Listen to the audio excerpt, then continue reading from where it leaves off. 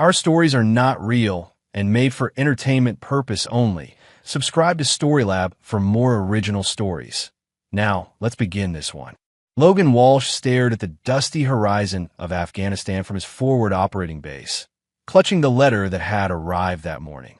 6 weeks into his third deployment as a Delta Force operator, and Diana's letters had grown shorter, colder. This one merely contained logistical questions about bills and when exactly he'd return. Nothing about missing him. Nothing about love. Bad news from home? Asked Sergeant Russell Tanner, Logan's closest friend since Ranger School. Diana's different. Something's off. Logan folded the letter, tucking it into his chest pocket. Been that way since I left. Russell clapped him on the shoulder. All marriages hit rough patches during deployments. You'll fix it when you get home. But Logan's instincts, the same ones that had kept him alive through 2 previous tours in special operations, told him something deeper was wrong. In his 13 years of marriage, Diana had been his rock. They'd weathered his training, his classified missions, the long separations. What had changed? Incoming. The warning came seconds before mortar fire struck nearby, sending them diving for cover. The mission had to come first. Personal problems would wait. 3 months later, Logan returned to Fort Bragg with a Purple Heart and a spinal injury that required 6 weeks of physical therapy. Diana wasn't at the airfield to greet him. Instead, he took a taxi home to their modest ranch house on the outskirts of Fayetteville. The house felt wrong immediately. Diana's favorite throw pillows were gone from the couch. The wedding photos that usually lined the hallway had disappeared. Logan set his duffel bag down, his combat-honed senses firing warning signals. Diana emerged from the kitchen, startled to see him. Her blonde hair was styled differently, more expensive looking. She wore clothes he'd never seen before. "You're back early," she said, not moving to embrace him. "Medical evac. Took some shrapnel." Logan gestured to his back. "Nothing career-ending." Diana nodded, arms crossed protectively across her chest. "We need to talk." Logan had interrogated enemy combatants, navigated minefields, survived firefights that left half his unit dead. None of it prepared him for what came next. "I want a divorce," Diana said, her voice flat. "I met someone better, someone who's actually here." The pain that shot through Logan made his combat injuries feel insignificant. "Who is he?" "His name is Braden Mercer. He's a defense contractor. He understands me." Diana looked away. "The papers are on the counter. I'm staying at his place tonight to give you space." After she left, Logan found the divorce filing. Diana wanted the house, their savings, and full custody of their twin 7-year-old boys, currently staying with Diana's parents. Her justification: father absent due to voluntary military service, unstable lifestyle unsuitable for children. Logan called his sons that night, their excited voices momentarily lifting the fog of betrayal. As he hung up, his military training kicked in.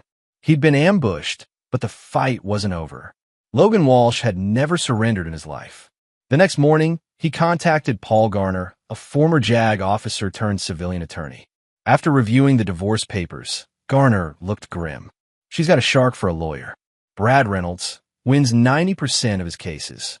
And the judge assigned, Watkins, typically favors mothers in custody battles."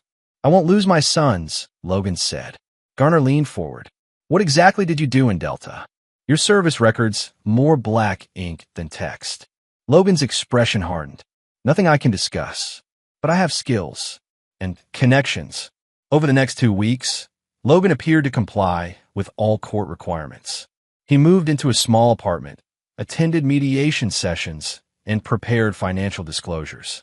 Diana and Braden flaunted their relationship around town. Both drove new luxury cars. Diana's social media showcased expensive dinners and weekend trips. Meanwhile, Logan's military medical leave stretched on.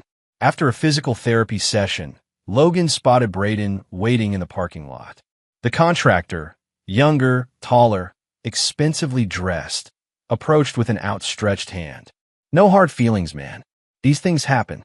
Logan stared at the offered hand until Braden awkwardly withdrew it. "I'm here because I care about your kids," Braden continued. "Diana says you're a good father, just unavailable." I want you to know I'll treat them well. Maybe we can work out some holiday visitations. You've known my sons for what? 3 months? And you're planning their future. Logan's voice remained measured, controlled. Braden's smile faltered. Diana says they already call me Dad. Logan moved so quickly that Braden had no time to react. He didn't touch the man, merely leaned close enough to whisper a word of advice. In combat, never reveal your position to the enemy. As Logan walked away, his phone buzzed with a message from Russell. Package secured. Operation Homecoming is a go. The temporary courtroom was silent except for the rhythmic tapping of Judge Watkins' pen against his legal pad. Preliminary divorce hearings were typically straightforward, but this one had dragged into its 3rd hour. Mrs. Walsh, the judge continued, you maintain that Sergeant Walsh's military career makes him an unsuitable primary caretaker for your children? Diana nodded confidently. Yes, Your Honor. My husband has been physically present for less than half of our sons' lives. They need stability.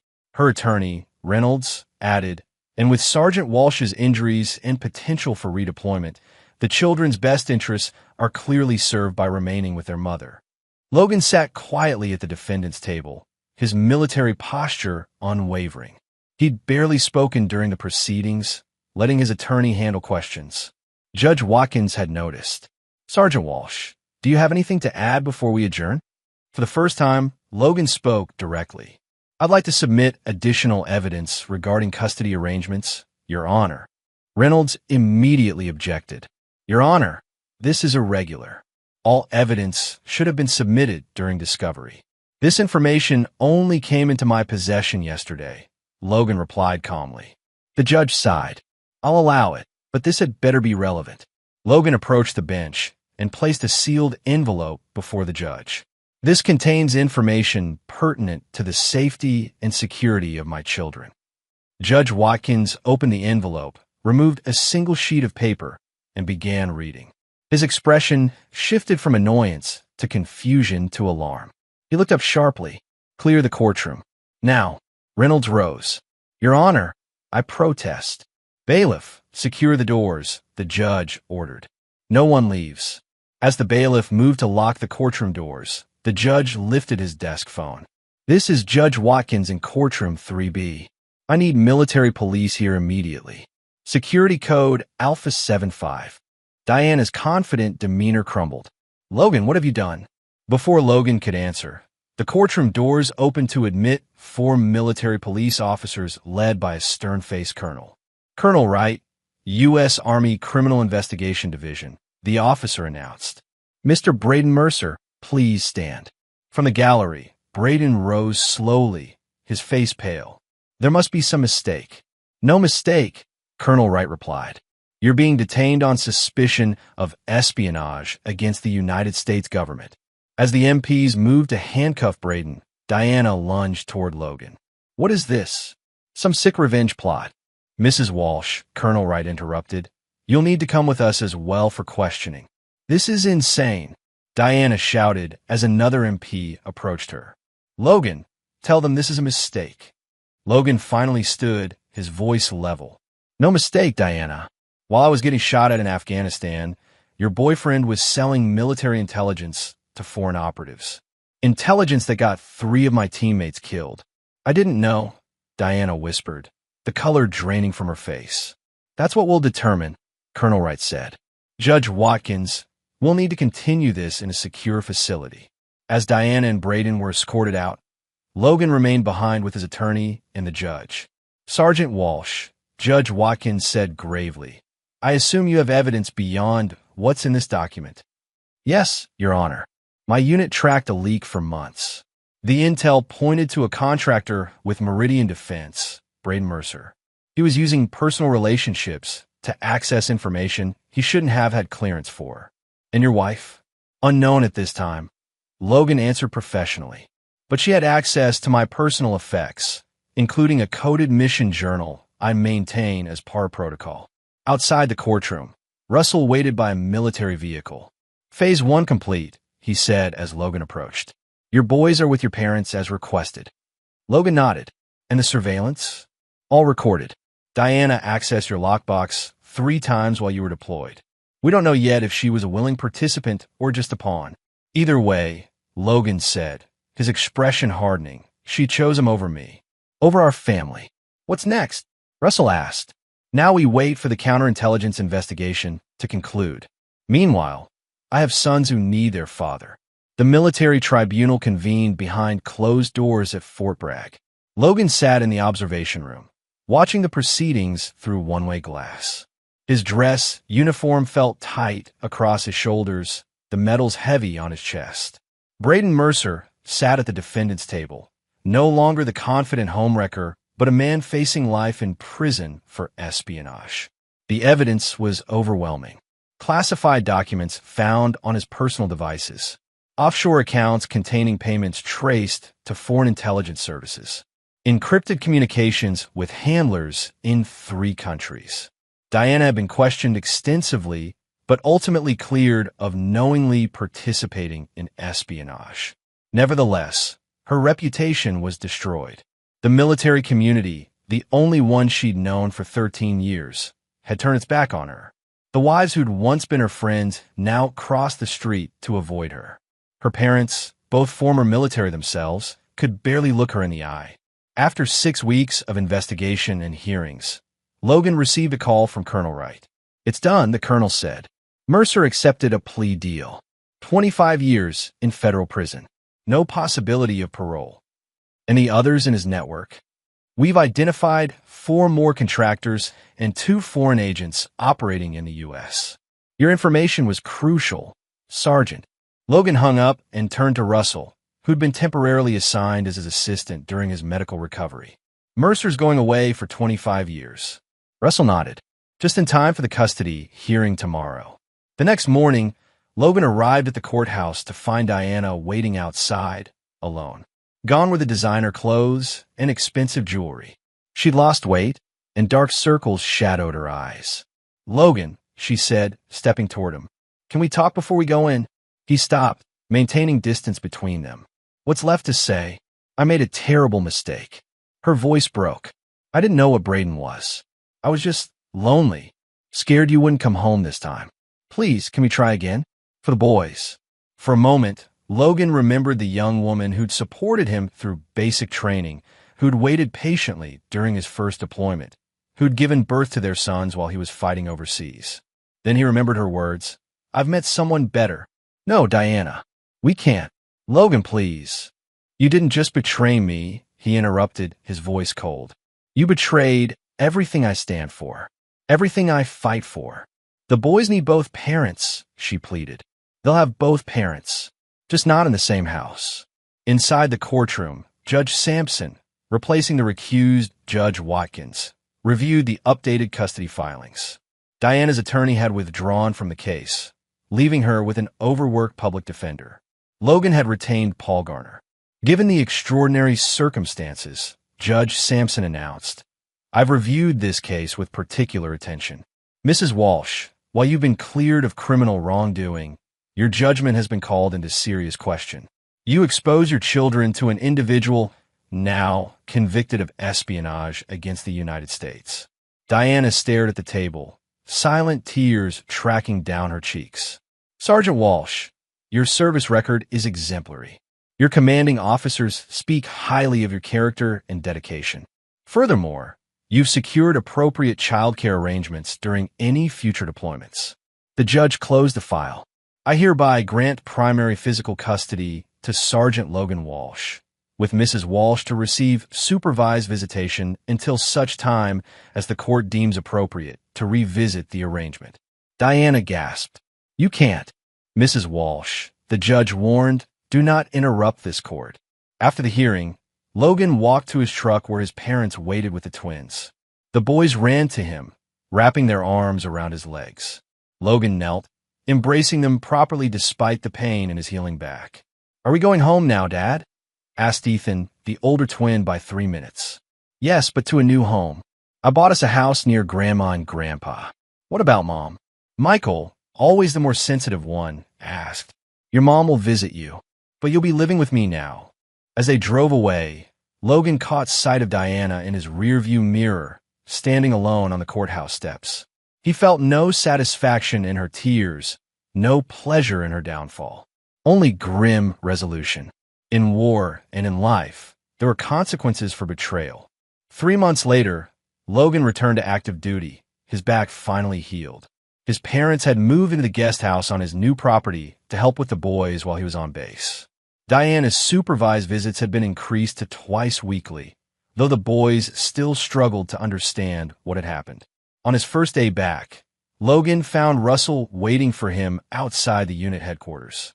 "Got some news," Russell said. "Diana's filed an appeal. Wants to revisit the custody arrangement." Logan nodded, unsurprised. "Let her try. You're not worried?" "No." Logan checked his watch. "I have a meeting with the commander." Inside, Colonel Wright greeted him with a handshake. "Welcome back, Walsh. How's civilian life treating you?" "Ready to be done with it, sir." "Well, I have something that might interest you." The colonel slid a folder across the desk. "Special Operations Task Force Tracking Foreign Intelligence Networks. 6-month deployment, starting next month." Logan opened the folder. "Eastern Europe?" "Yes. The same network Mercer was working with has operatives there.